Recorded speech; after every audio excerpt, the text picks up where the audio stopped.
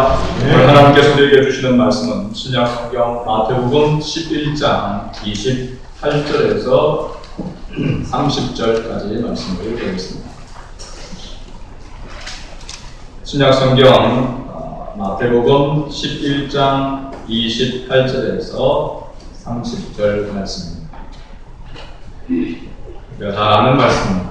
같이 한번 큰 소리로 같이 함께 합독합니다. 수고하고 무거운 짐진 자들아 다 내게로 오라. 내가 너희를 쉬게 하리라. 나는 마음이 온유하고 겸손하니 나의 멍에를 메고 내게 배우라. 그리하면 너희 마음이 쉼을 얻으니 이는 내 멍에는 쉽고 내 짐은 가벼움이라 하시니라.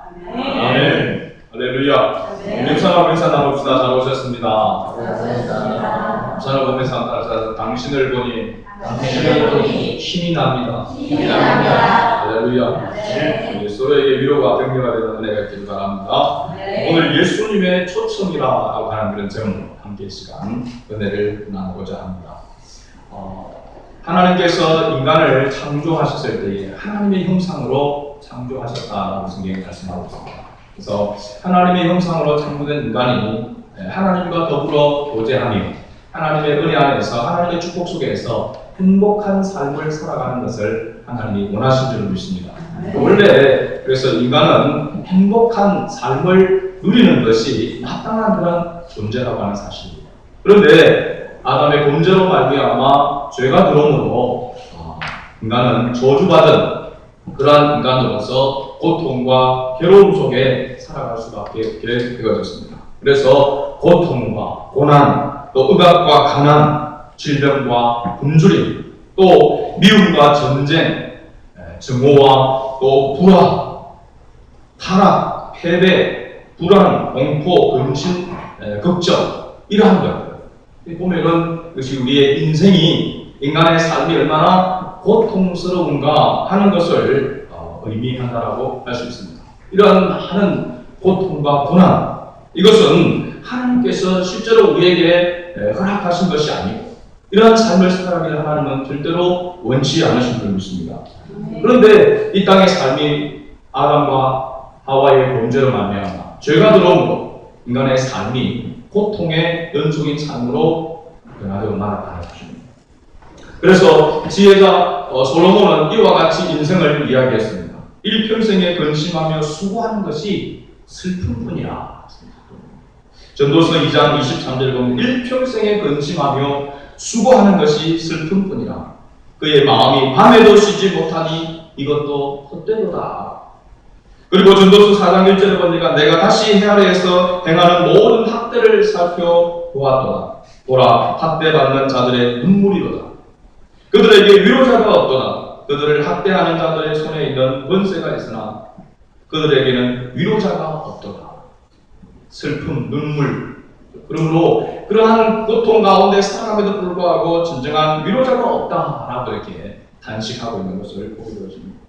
오늘 우리 대다수의 사람들은 하나님께서 원래의 목적대로 행복한 삶을 누리는, 형통한 삶을 누리는 그 삶을 살지 못하고 절대 다수가 불행한 삶을 하나님의 그 목적과 다른 한약에 따른 그러한 것을 쫓아 살아가는 그러한 삶을 살아가는 그런 모습을 봅니다. 어떻게 보면 하나님의 목적대로 참된 평안과 기쁨과 감사 또한 행복을 누리며 살아가는 사람은 극소수에 불과하다고 하는 사실입니다. 예수님께서 이러한 인류의 비참하고 불행한 불쌍한 이러한 상태를 알고 계셨습니다.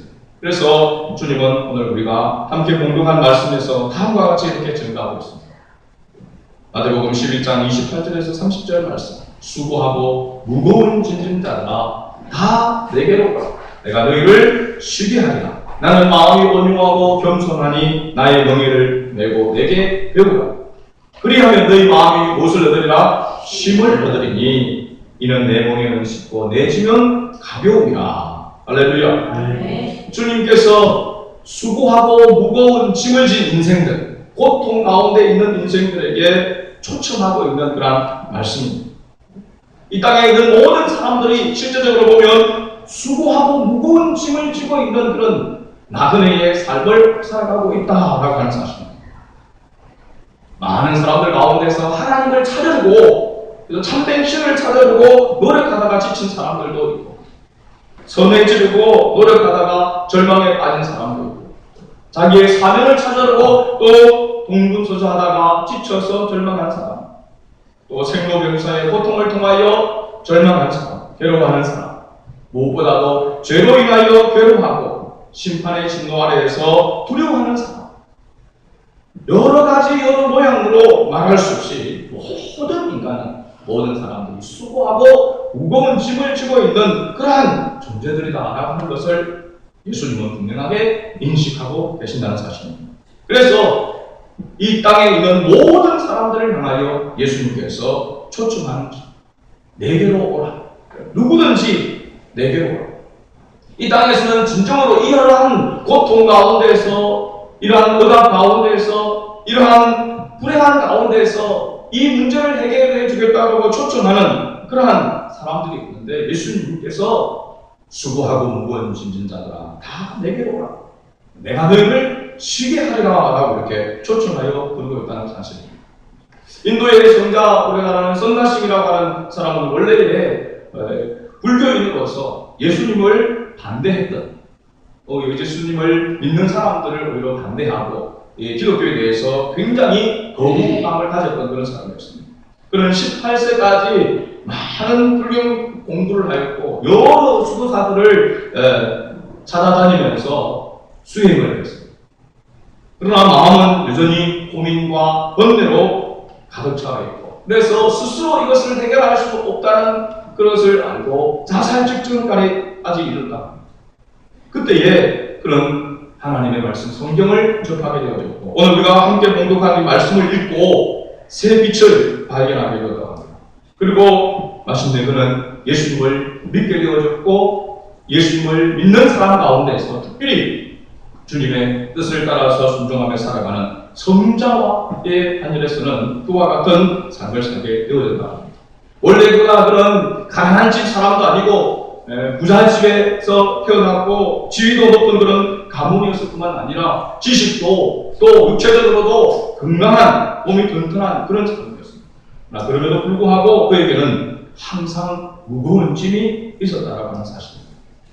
그래서 이 땅에 우리가 보면 아무리 저 사람을 보면 세상 아무 근심이 없는 사람 같다 그렇게 보여도 다 근심과 급정을 가지고 있는 사람. 그래 보면요, 어느 집이든지 또 어떤 개인이든지 보면 염려와 근심과 걱정이 없는 사람은 없다는 사실입니다. 이 땅에 살아가는 사람이 육신의 짐을 지고 있는 사람들도 많지만 정신적인 짐을 지고 가는 사람들도 많습니다. 또 더 나아가서 심령의 짐을 지고 살아가는 사람. 그래서 육신적이든 정신적이든 영적이든 짐을 지고 있지 않은 사람은 이 땅에 없다라고 하는 사실입니다. 모두가 나름대로 무거운 짐을 지고 다 보게 되어지면 자기 나름대로는, 여러분 아이들도 마찬가지입니다. 아이들도 너희가 무슨 근심 걱정이느냐, 그냥 주는 거 잘 먹고 그리고 먹고 자고 공부하라면 공부하고 그러면 되지 뭐 네가 근심이 있느냐. 근데 한번 이야기를 해보세요. 특히 사춘기에 있는 아이들 보면 무거운 짐을 나 홀로 지고 그렇게 살아가고 있습니다. 다 힘들다 이야기합니다. 얼마나 힘들죠? 아빠는 아세요? 막 이렇게 이야기합니다. 다 나름대로 힘듭니다. 그래서 저는 그렇더라고요. 군대 생활하는 사람들도 보면은 특수부대에 가 있는 UDT나 이런 데 가 있는 사람들도 진짜 힘들다고 이야기합니다. 근데 옛날에 방위를 받는 사람은 진짜 힘들다고 합니다. 방위는 그래도 좀 낫습니다. 3주 동안 훈련받는 사람이 있습니다. 네, 진미라고 있었습니다. 그런 사람들도 오늘 죽다가 살았다고 이야기하면서 굉장히 막 힘들다고 이야기합니다. 다 자기 나름 자기 형편의 자기 사정에서 보면은 다 힘들다고 이야기하죠. 그러니까 사실 힘들지 않은 사람은 없다라고 하는 사실. 이 땅에 있는 모든 사람들이 무거운 짐을 지는데, 특히 육신적인 짐을 좀 덜 지고 정신적인 힘을 좀 덜 지고 영적인 힘을 좀 덜 지는 사람이 있을지 모르지만, 오늘 예수님께서 사실 초청하는 사람 가운데에서 스스로, 인간 스스로는 이 땅에 해결할 수 없는 짐, 그것은 바로 주의 짐인 줄로 믿습니다. 그 짐을 지지 않은 사람은 이 땅에 아무도 없습니다. 모든 사람이 죄를 범하였음에 하나님의 영광에 이르지 못한다고 그렇게 말씀하고 있죠. 그래서 이러한 사람, 주님 안에서 참된 평안과 기쁨을 맛보며 살아가지 못하는 모든 고난 가운데, 고통 가운데 신음하고 무거운 짐을 지고 있는 자들을 향해서 오늘 예수님께서 초청하고 있는 것입니다. 그러니까 오늘 이 마태복음 11장 28절에서 30절 이 말씀은 예수님의 초청장인 줄 믿습니다. 다시 한번 우리 찬찬히 한번 같이 읽어볼까요? 28절부터 30절. 외워야 되는 말씀입니다. 읽어봅시다. 수고하고 무거운 짐진 자들아 다 내게 오라. 내가 너희를 쉬게 하리라. 나는 마음이 온유하고 겸손하니 나의 명예를 메고 내게 배우라. 그러면 너희 마음이 쉼을 얻으리니 이는 내 명예는 쉽고 내 짐은 가벼우리라 하시니라. 아멘. 참회록을 쓴 성 어거스틴은 그 참회록 그 첫머리에서 이렇게 이야기했습니다. 오직 예수 그리스도 안에서 따라서 쉴 때만이 참 안식이 있다. 참 안식이 있다. 오직 예수 그리스도 안에 쉴 때만이 참 안식이 있다라고 이렇게 고백했습니다. 다시 말하면 예수 그리스도 밖에는 참된 안식이 없다라고 하는 것을 이야기하고 있습니다. 우리가 뭐 어거스틴 생애를 우리가 보게 되어지면 그가 어릴 때에 불안방탕하고 또 만유교라고 하는 그런 종교에 빠져서 온전히 정신적으로 육체적으로 피폐해진 그런 가운데 있다가 그가 예수 그리스도를 만나게 되어지게 되고 그리스도 안에 들어와서 그의 삶이 바뀌어지는, 그래서 철저하게 그리스도 안에서 회개하는 그러한 면서 쓴 책이 바로 참회록입니다. 참회록. 우리가 이 책은 꼭 한번 읽어봐야 됩니다. 두고 집에서 또한 읽어야 되는 그런 책입니다. 성경 다음으로 많이 읽혀진 그런 고전, 기독교의 고전이 바로 참회록입니다. 성경시대의 참회록. 집에 적어도 이 참회록 한번 꽂혀 있어야 되고, 또 존 버넌의 철로역전, 그 다음에 토마스 아켄피스의 그리스도를 본받아라고 하는 이 세 권이 기독교 3대 고전입니다. 이 정도는 우리가 읽고 성경도 많이 읽어야 되지만 다음으로 많이 읽어야 될 신앙 서적들에 있어서 중요한 그러한 책들입니다. 참회록에서 이 철저하게 그리스도 안에 있을 때에 참된 안식이 있고 평안이 있다. 그리스도 밖에는 참된 평안과 안식이 없다라고 하는 것을 그가 깨달았기에 제 머리에 이와 같이 기록하고 있다는 거예요. 우리 그리스도 안에서, 오직 예수 그리스도 안에서 참된 평안과 기쁨이 있는 줄로 믿습니다. 그런데도 불구하고 많은 사람들은 자기 나름대로 이 평안과 또 안식을 얻으려고 수단과 방법을 가리지 아니하고 힘쓰고 애쓰는 것 가운데 있습니다. 그러나 결국은 스스로는 참된 평안과 기쁨을 누릴 수가 없다라고 하는 사실입니다. 예수님 당시에도 예수님을 따르는 사람들 가운데 두 종류의 사람들이 있었다고 했죠. 첫 번째 무리들은 바로 예수님의 필요를, 예수님 앞에 무엇을 얻으려고 예수님을 통해서 뭔가 얻으려고 따라다녔던 많은 무리들이 있었습니다. 그 다음에 두 번째는 예수님을 따르는 가운데 소위 예수님의 제자들, 소수의 제자들이 있었다라고 하는 사실입니다. 많은 무리와 제자들이 있었다라고 하는 사실입니다. 무리라고 하는 것은 예수님 앞에 무엇을 얻으려고 따라다니면서 자기들의 필요를 채우려고 했던 그런 사람들입니다.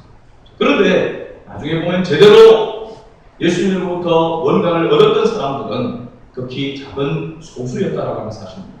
수많은 사람들이 따랐지만은 수고하고 무거운 짐을 여전히 버리지 못했다는 사실입니다.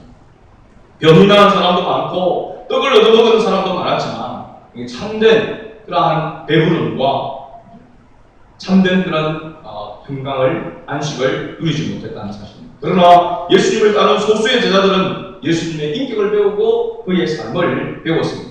예수님께서 제자들에게 나의 멍에를 메고 내게 배우라라고 이렇게 했습니다. 제자들은 사실은 이 멍에가 무엇인지 모르고 있었습니다. 예수님께서 제자들에게 자신의 멍에를 메고 배우기를 원하셨습니다. 예수님의 멍에를 배우는 자만이 예수님이 주시는 참된 쉼, 참된 안식을 얻을 수 있다고 했습니다. 당시 유대의 이런 밭을 가는 그런 모습을 보게 되어지면 꼭 밭을 갈 때, 전기를 갈 때 이 앞에 소를 2마리씩 이렇게 묶어서 전기질을 합니다. 2마리의 소를 묶어서 전기질 하는데 2마리의 소를 묶을 때 보통 보면은 똑같은 크기를 이렇게 하면 좋겠지만 그렇지 않냐고 힘센 소와 또 약한 소. 어떻게 보면은 힘센 소가 약한 소가 있는 힘센 소가 끌 때에 힘이 약한 소는 그냥 따라다니는. 그러면서 이제 뭘 배면 밭을 가는 것을 익히는 것이죠. 그래서 똑같이 잘 가려고 힘을 들게 하려면은 같은 힘의 크기가 있는 크기의 소를 나란히 이렇게 세워서 밭을 가면 좋은데 대부분이 그렇지 아니하고 힘센 소와 약한 소가 같이 이렇게 따라가죠. 그러면은 실제로 힘센 소가 거의 일을 하는 것입니다. 옆에 있는 소는 그냥 따라다니는 것이죠. 우리가 예수님께서 낸 그 멍에를 메고 예수님을 따라가는 것, 예수님께서 무거운 멍에를 메고 우리는 그 안에서 따라가는 것이 바로 주님의 멍에를 메는 것인 줄 믿습니다. 그래서 예수님께서 내 멍에는 쉽고 가벼움이라 이렇게 이야기하고 있는 것은 내가 무거운 것을 그 짐을 내가 메고 가겠다. 너희는 왜냐하면 그 안에서 따라만 오라라고 이렇게 이야기를 하고 있는 것이죠. 그래서 수고하고 무거운 짐진 자들아 다 내게로 오라. 내가 너희를 쉬게 하리라고 예수님께서 초청하고 있는 것입니다. 모든 사람들을 향해서 모든 인간들을 향해서 힘을 비추고 있는 모든 사람들을 향해서 예수님께서 자기에게 오라.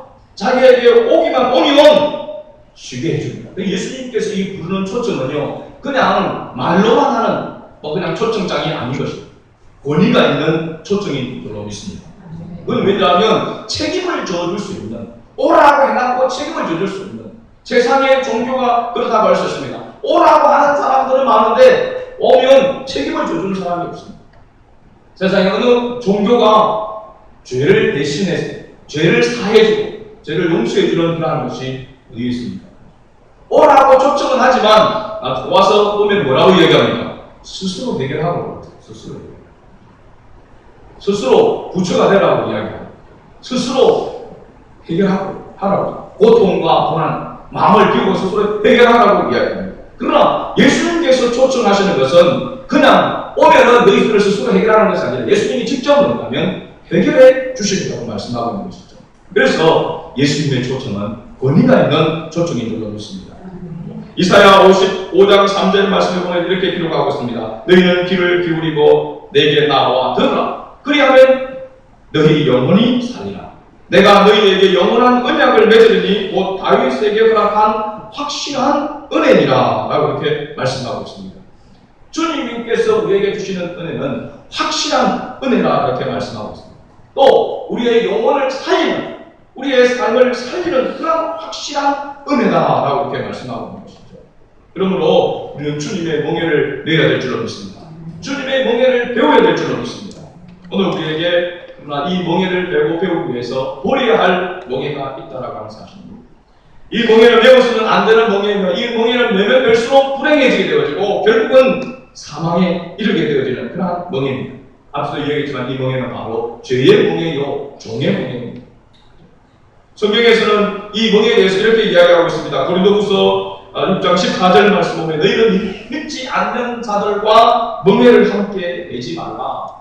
믿지 않는 자들과 멍에를 함께 내지 말라. 왜? 믿지 않는 자들은 멍에는 그 멍에를 스스로 해결할 수 없고 가볍게 해줄 수도 없고 쉽게 해줄 수가 없는 것이기 때문입니다. 그래서 갈라디아서 5장 1절 말씀 보면 그리스도께서 우리를 자유롭게 하려고 자유를 주셨으니 그러므로 굳게 서서 따라합시다. 다시는 종의 멍에를 매지 말라. 종의 멍에를 매지 말라. 할렐루야. 다시는 종의 멍에, 그리스도 안에 들어와서 이 멍에를 벗었으면 다시는 종의 멍에, 죄의 멍에를 매지 말라라고 이렇게 이야기하고 있습니다. 예레미야 30장 8절 말씀 보면 만군의 여호와의 말씀이다. 그날에 내가 내 목에서 그 멍에를 꺾어버리며 내 포박을 끊으니 다시는 이방인을 섬기지 아니하리라. 하나님께서 예레미야를 통해서 사랑하는 자기 백성에게 주신 약속입니다. 좋은 분은 앞에서 이야기했던 철로 역정, 하나님의 나라를 가는 가운데서 겪는 모든 어려움에 대한 그런 부분을 기록하고 있습니다. 사실은 이 전도역정을 기록할 때에 버너는 감옥에 있었습니다. 감옥에 갇혀있는 가운데서 하나님 앞에 기도하고 말씀을 묵상하고 사모하는 가운데서 하나님 그에게 주신 영감으로 기록한 바로 책이 전도역정입니다. 기독교인이 장망성을 등지고 천성을 향해서 탈출하며 나아가게 될 때에 그런 탈출했음에도 불구하고 계속해서 무거운 짐, 그 무거운 짐 때문에 고생하고 또 수렁에 빠져들어갑니다. 스스로 아무리 노력해서 벗어주려고 애를 써도 되지 않습니다. 그런데 어느 때에 그 짐이 벗겨지게 되고 그 짐이 멀리 가게 되느냐? 바로 예수님의 십자가 밑에 이르렀습니다. 예수님의 십자가 밑에 이르니까 그 무거운 짐이 벗겨져서 멀리 도망쳐가는 것을 볼 수 있었다는 사실입니다. 오늘 우리의 모두에게 멍해가 있는 줄로 믿습니다. 근데 이 멍해를 벗어버리고 누구의 멍해를 메어야 되냐면 예수 그리스도의 멍해를 메어야 된다. 이 새로운 멍해를 우리가 메어야만이 참된 힘을 얻을 수 있고 진정한 자유를 얻을 수 있다라고 말씀하고 있는 것이죠. 사실은 보면요, 우리가 교회에 나오면서 예수님께서 말씀하실 때 이와 같이 너희는 너희 무거운 짐을 벗어. 너희가 지고 있는 무거운 짐을 벗으면은 예수님의 멍에를 씌워주신다. 그렇게 생각할 수 있습니다. 우리가 스스로 그런데 우리의 죄의 멍에를 벗을 수 있습니까? 실제적으로 보면은 내가 죄를 벗어야 주님의 멍에를 쓸 수 있는 것 같이 보여지지만 주님의 멍에를 쓸 때에 우리의 죄가 벗겨지는 줄로 믿습니다. 이것이 은혜이죠, 은혜입니다. 우리의 노력으로, 내 노력으로 내가 주체가 되어서 내가 내 멍에를 벗고 주님의 멍에를 쓴다라고 하는 것은 종교입니다, 종교. 그건 사람의 힘으로 하는 것입니다. 사람의 능력이죠. 그러나 내 멍에를 내가 벗는 것이 아니라 주님의 멍에를 내가 쓰게 될 때에 주님께서 내 멍에를 벗겨주시는 것. 이것이 바로 기독교에서 말하는 은혜인 줄로 믿습니다. 내 힘으로가 아닌 하나님의 은혜로 벗겨지는 것입니다. 그래서 실제로 보면 우리 안에 있는 죄를 내가 버리려고 노력하면 노력할수록 죄가 버려지는 것이 아니라 오히려 죄의 수렁 속에 더 빠지게 되어집니다. 더 중요한 것은 주님의 멍에를 내가 쓰게 되어지면 주님의 멍에를 쓴다는 것은 주님을 따른다는 것이잖아요. 주님의 말씀을 따르게 되어지면 자동적으로 죄가 뭐냐면 나에게서 무너진다는 것입니다. 자주 제가 이야기를 하죠. 컵에 물이 있는데 이 안에 더러운 물이 있으면 이 더러운 물을 버리게 되어질 때에 새로운 물을 담을 수 있는 것이 아니라 새로운 물을 담게 되어지면 더러운 물이 넘쳐서 밖으로 나가서 안에 물이 새롭게 되어지는 것을 이야기하고 있는 것이죠. 이것이 바로 기독교에서 말하는 은혜인 줄로 믿습니다. 그래서 예레미야 애가 3장 27절에 말씀 보면 이렇게 예레미야는 이야기하고 있습니다. 사람이 젊었을 때에 이 멍에를 매는 것이 좋으니라 라고 기록하고 있습니다. 바울은 이 예수님의 멍에, 이 멍에가 짐이 아니라 축복이라고 이렇게 했습니다. 그래서 우리가 진정으로 매야 할 멍에는 바로 십자가의 멍에인 줄로 믿습니다. 주님의 멍에인 것이죠.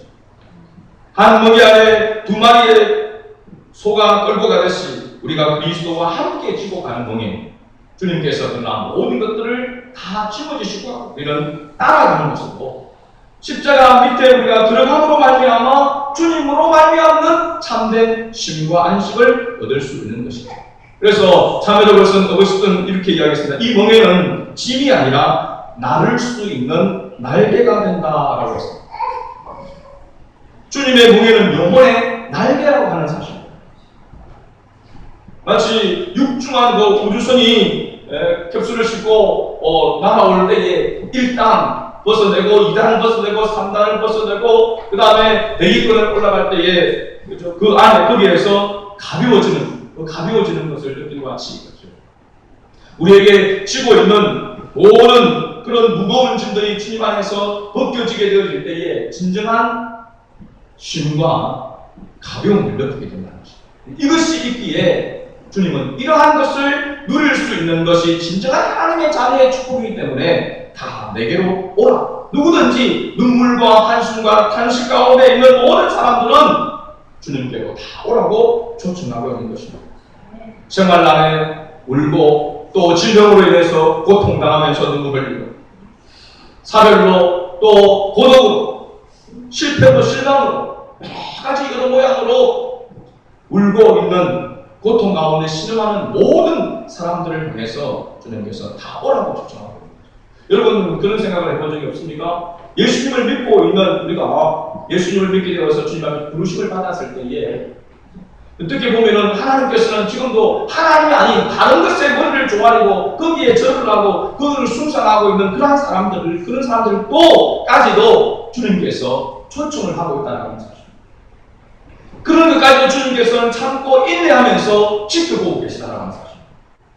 저는 처음에 은혜를 받고 난 다음에 하나님의 사랑이, 하나님의 은혜가 얼마나 크고 위대한가 하는 것을 생각할 때에 나 같은 죄인도 하나님께서 구원해서 하나님의 자녀를 삼아줬다는 것도 비하지만 아직까지 하나님과 전혀 상관, 하나님이 가장 싫어하시는 그런 우상 앞에 절을 하고 그것을 섬기면서 어떻게 보면 우리는 새벽을 깨워서 하나님 앞에 나와서 기도하는데 새벽에 더 일찍 일어나서 오격제기하고 돌을 받고 정성을 들이는 그런 사람들이 얼마나 많습니까? 그런 사람들까지도 하나님께서 용납하고 계시다는 사실. 주님의 택한 백성이 주께로 돌아오기를 기다리고 계시다는 사실. 하나님의 엄청난 바로 사랑이 있다고 하는 사실. 하나님의 사랑 안에 바로 하나님의 인내가 거기에 포함되어져 있는 것이죠. 오늘 나는 지금 불행하다. 나는 왜 이리 힘드는가? 나는 왜 이렇게 인생이 고달프냐? 그렇게 생각하고 있는 사람이 있다면 주님께서 오늘 우리를 다시 초청하고 있다라고 하는 사실을 기억하고 주님의 초청에, 주님의 부르심에 응하는 그런 은혜가 있기를 바랍니다. 누가복음 5장 1절에서 7절 말씀을 보면요, 주님의 이 초청에 응하고 주님의 멍에를 메어대지에 어떤 그런 모습이 나타나는가 베드로를 통해서 주님께서 보여줬습니다. 밤이 새도록, 밤이 맞도록 수고하면서 그물질을 이렇게 했습니다. 그런데도 불구하고 한 마리의 고기도 잡지를 못했습니다. 그런데 예수님께서 베드로에게 먼 곳에 가서 깊은 데로 가서 그물을 내려라라고 말씀하니까 어떻게 보면 베드로의 상식과 생각으로는 경험으로는 전혀 맞지 않는 그런 모습이고 밤이 맞도록 자기가 경험한 경험에 의해서 정보에 의해서 그렇게 수고했지만 한 마리도 잡지 못했는데 예수님께서 그냥 마음가대로 깊은 데로 가서 그물을 내려라. 내가 밤이 맞도록 수고하여 한 마리도 잡지 못해졌지만은 주님께서 말씀하시는 거. 주님의 말씀이심으로 주님께서 말씀하시므로 주님의 말씀을 따라서 순종하겠다고 순종해서 그물을 던질 때에 두 배가 가득 차서 물에 잠길 정도가 되어 풍성한 가득 물고기가 잡혔던 사건을 성경이 기록하고 있습니다. 이 말은 뭐냐면 실제적으로 우리가 우리의 영혼이 주님께로 와서 주님의 멍에를 매면 구원을 받는 것뿐만 아니라 우리의 삶 속에서도 우리의 인생의 삶 가운데서도 주님께서는 이러한 구원의 은혜를 계속해서 베푸시기를 원하신다는 사실입니다. 요한복음 5장 5절 말씀에 보면은요 38년 된 병자가 나오지 않습니까? 물이 동하기만을 기다리고 있다가 들어가려면 다른 사람들 들어가는 것 자기는 고침을 받지 못한 것 가운데 있다가 예수님을 통해서 그가 시험을 받게 되어졌을 때 예수님을 만남으로 말미암아 시험을 받아주고 고침을 받게 되어지는 역사가 일어난 것이죠. 그러니까 실제적으로 보면 우리의 영혼뿐만 아니라 우리의 모든 삶의 영육이 주님 안에서 회복되어지기를 주님이 원하시고, 그죠? 온전해지기를 주님이 원하신다는 사실을 알 수가 있습니다. 질병의 고통뿐만 아니라 실제적으로 보면은 사람과의 관계 속에서도 사회적인 그런 생활 속에서도 마찬가지입니다. 우리가 잘 아는 누가복음 19장에 보게 되어지면 옥나무에 올라갔던 삭개오가 있지 않습니까?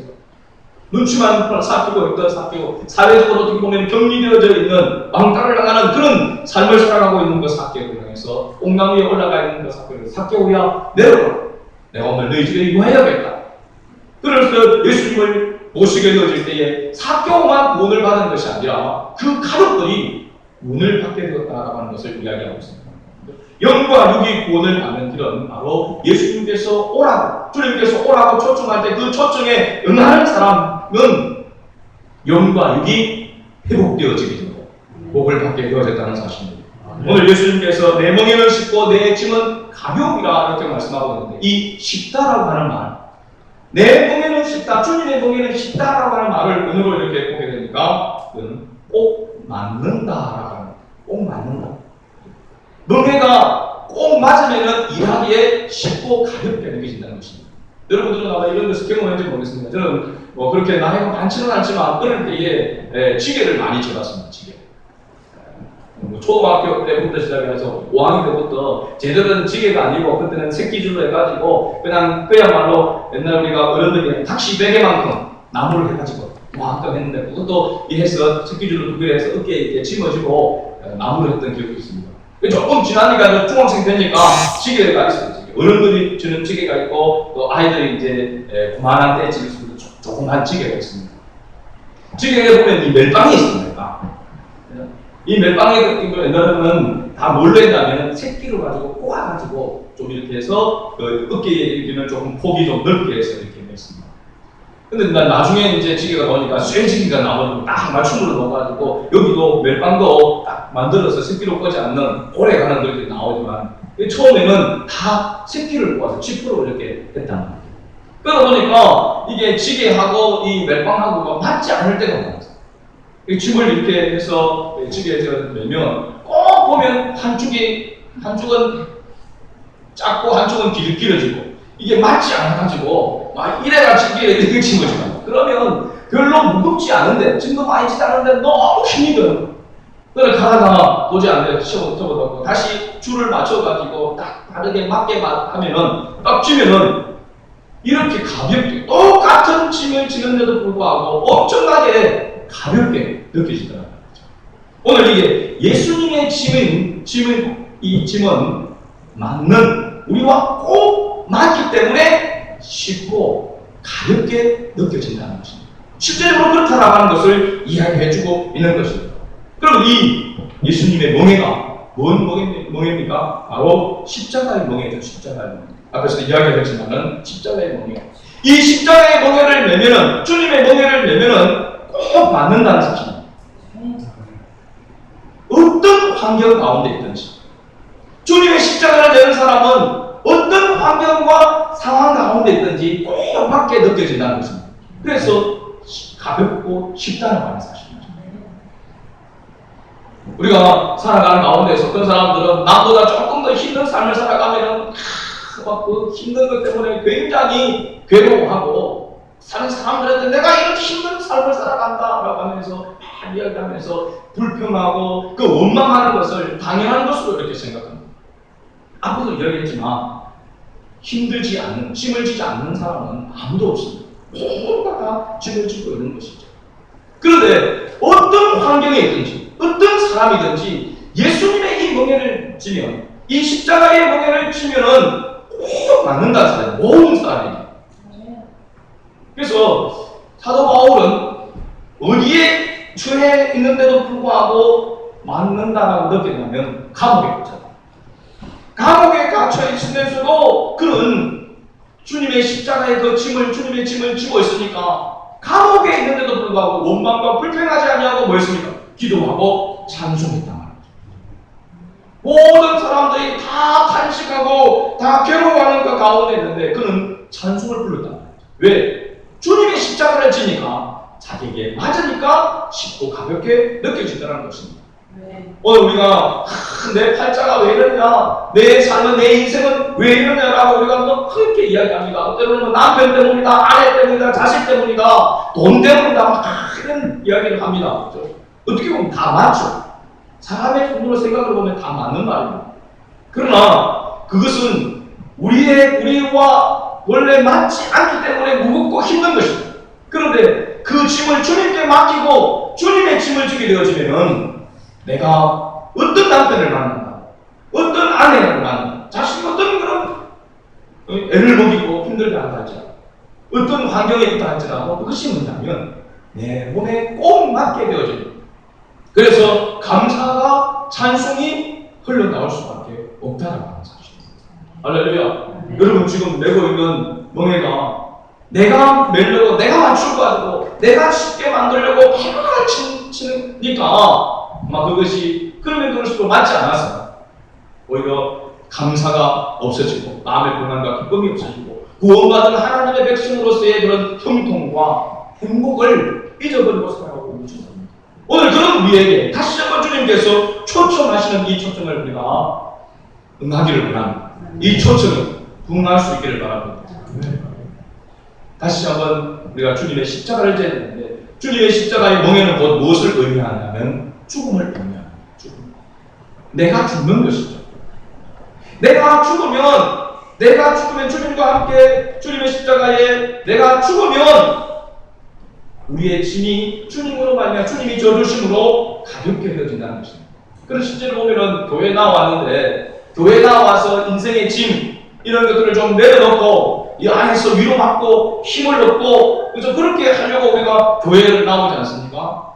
그런데 교회에 나오면은 사람들이 대부분이 하는 이야기가 어떤 이야기입니까? 교회에 가니까 더 짐을 지운다. 집에서도 설거지 안 하는데 교회에서 설거지 안 하는 거고. 아니 요즘 살기도 힘든데 교회는 11조 내라 그러는 거죠. 뭐 시간도 없는데 막 기도하라고 쉬지 말고 기도하라고 이야기가.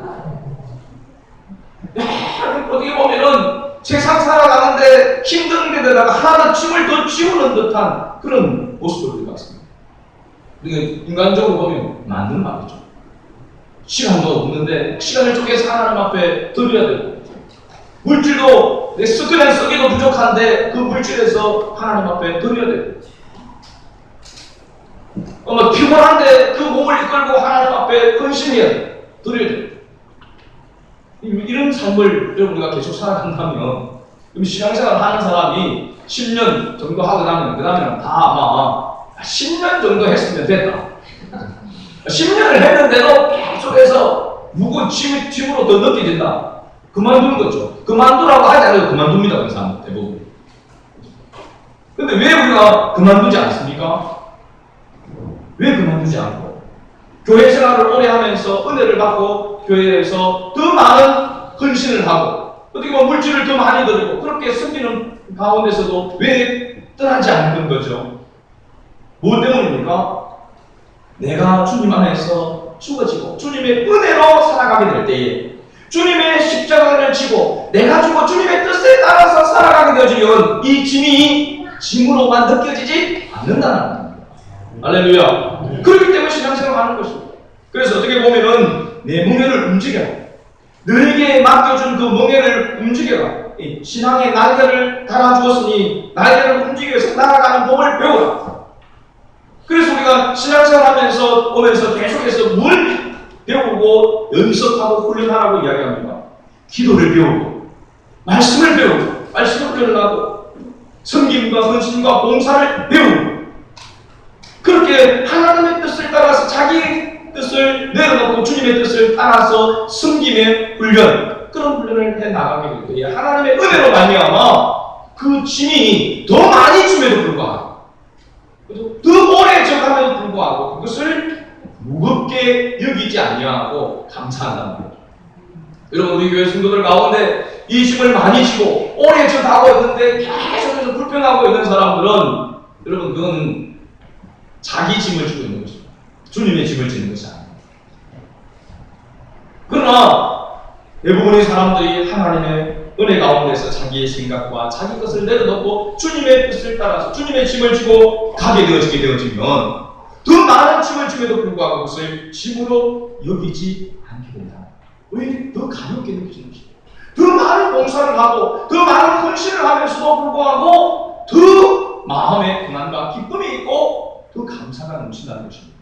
할렐루야. 이것이 주님께서 왜 내 멍에를 메고 내 멍에를 배우라, 내게 배우라 라고 이야기하고 있는가.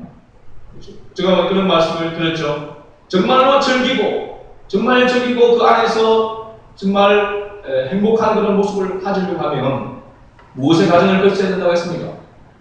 훈련의 과정을 거쳐야 됩니다. 훈련하지 아니하고 그냥 바로 즐기고 바로 누리려고 하는 것은 그건 도적입니다. 도둑입니다. 교회에서 기도의 훈련을 하지 아니하고 기도에 대해서 기도가 부담이 되시잖아요. 여러분, 기도하지 않은 사람은 기도에 대해 부담이 있습니다. 그래서 기도 대표를 기도를 쓰거나 하면은요 못합니다. 그러니까 처음에는 어떻게 합니까? 적어서 하기도 하고 그렇게 해서 훈련을 자꾸 하게 되시면요, 그러면서 기도하는 것이 그냥 그 의무적으로만 아니라 기도의 훈련을 하게 되어지면 기도의 맛을 느끼잖아요. 기도가 끊임없이 내 것을 내려놓고 주님의 뜻을 구하고 주님의 뜻이 이루어지기를 원하는 방향으로 나아가면 나아갈수록 기도는 뭐냐 하면 너무나 쉬워지는 것입니다. 그런데 처음에 기도는 왜 그러느냐? 자꾸 자기 위주로 자기 달라고 하니까, 자기 뜻을 이루려고 하니까, 자기 뜻이 이루어집니까? 잘 안 이루어지니까 그냥 기도하기가 힘든 거죠. 그런데 주님의 뜻이 이루어지기를 위해서 기도하면요, 주님이 주님의 뜻을 이루어가도록 하시기 때문에 거기에 기도에 응답이 있으니까 기도할 마음이 더 생겨나게 되어지고 기도에 그야말로 재미가 붙게 되는 것입니다. 기도하고 싶어지는 거죠. 예배당에 와서뿐만 아니라 어느 차를 운전해 가면서도 어떤 가운데서 항상 보는 사이에 모든 일들 가운데 기도할 수 있는 그런 사람이 되어지는 것입니다. 그런 사람은 기도를 시키면 물론 뭐 사람들 앞에서 대표 기도하는 건 지금도 저도 마찬가지로 누구나 다 부담이 될 수 있습니다. 그러나 기도 그 자체가 싫고 무겁게 느껴지지는 않는다는 거죠. 얼마나 사람들에게 은혜를 끼치고 하나님 앞에 올바른 기도를 드릴까, 그것 때문에 고민이 되는 것이지. 그렇지 않습니까? 그러나 기도의 훈련을 전혀 하지 아니하고 기도하는 그 자체가 머리 같은 것입니다. 혹시나 시키면 그냥 다음부터 교회 안 나오는 거죠. 여러분, 이 훈련이 안 되면요, 권사님이 돼도, 교회 권사님이 되면 적어도 몇십 년 신앙생활 한 사람입니다. 권사님이 돼도 기도 안 나옵니다. 저도 교회 부교육자로 있으면서 수요 예배에 권사님 안 나오시고, 안 나오신 분은 기도 안 하는 사람. 기도를 안 하는데 이런 셈입니다. 그런 사람들이 그냥 자존심을 있고, 한 말은 많은데, 기도하면은 별로 듣고 기도 못하니까. 훈련이 되어져야 됩니다. 말씀도 훈련이 되어져야 됩니다, 여러분. 그냥 성경이 가만히 있어서 막 머릿속에 쑥 들어오는 겁니까? 아닙니다. 읽고, 쓰고, 듣고, 계속 배우는 훈련이 있어야 말씀이 친밀해지게 되는 것입니다.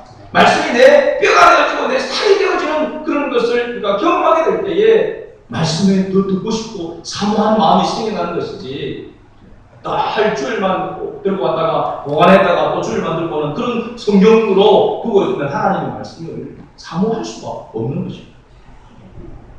순종과 성인도 마찬가지입니다. 배우게 하는 것입니다. 훈련해야 되는 것입니다. 주님의 뜻이라고 하면, 주님의 말씀이라고 하면 그 뜻대로 살아가기 위해서 주님을 의지하고 기도하면서 훈련하고 배우게 되어질 때에 하나님의 은혜로 말미암아 나에게 주어진 모든 삶에, 나에게 주는 영육간에 있는 모든 그 짐이 쉽고 가벼워지는 것입니다. 주님이 맞춰주는 것이죠. 예수님이 어떤 분이십니까? 우리가 조금 이따가 부를 찬송가 96장 찬송을 보게 되면 예수님은 누구십니까? 예수님이 이런 분이시다 라는 것을 알고 그 예수님과 함께 동행함으로 말미암아 그 예수님으로 말미암아 주시는 쉼과 참된 안식, 참된 평안을 맛보며 누리는 우리 성도가 되어야 될 줄로 믿습니다.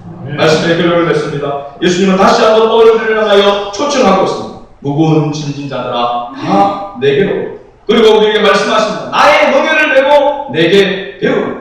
그리하면 참된 쉼을 얻고 인생의 짐이 가벼워지고 비로소 즐거움을 누리며 살아갈 수 있다. 행복을 누리며 살아갈 수 있다라고 말씀하고 있습니다.